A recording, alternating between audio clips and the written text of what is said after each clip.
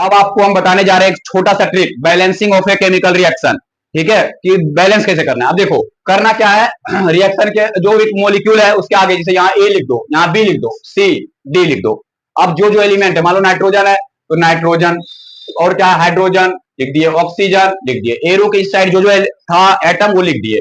अब देखना हमें नाइट्रोजन के आगे यहाँ पे क्या लिखा हुआ है, ए, यहाँ लिख दिए ए इक्वल। अब एरो के इधर आ जाओ, नाइट्रोजन के आगे यहाँ सी, ए इक्वल टू सी।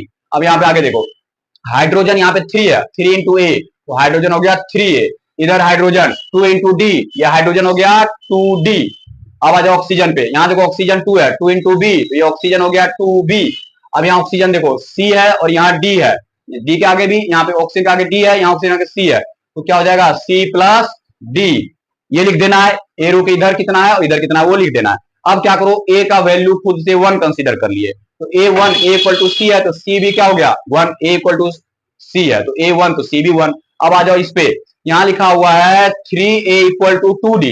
अब 3a का वैल्यू 1 इक्वल टू 2d, तो d का वैल्यू क्या होगा, डिवाइड करो 3/2, d का वैल्यू ये हुआ। अब आ जाओ इस पे, यहाँ पे लिखा हुआ है 2b equal to C plus D, C का वैल्यू है 1, डी का वैल्यू है 3/2, एलसीएम लेके ऐड करो तो 2 1 2 3 2 5/2। ठीक है, और ये b, ये देखो 2b इक्वल टू 5/2 है, तो ये 2 इधर डिवाइड कर दो तो ये आएगा 5, 2 2 जा 4।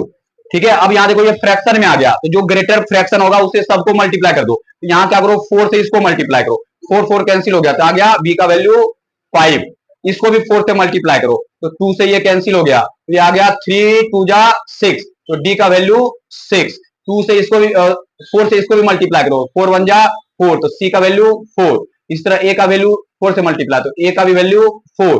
अब वैल्यू यहाँ पे पुट करो, तो a का वैल्यू 4, b का वैल्यू 5, c का वैल्यू 4, d का वैल्यू 6। अब देखो हुआ बैलेंस ही नहीं, तो नाइट्रोजन 4, नाइट्रोजन 4, हाइड्रोजन 6 2 जा 12, हाइड्रोजन 4 3 जा 12, ऑक्सीजन 5 2 जा 10, यहाँ पे 4 और यहाँ पे 6 10। तो इस तरह से बैलेंस हो गया। ठीक है, आसान तरीका है।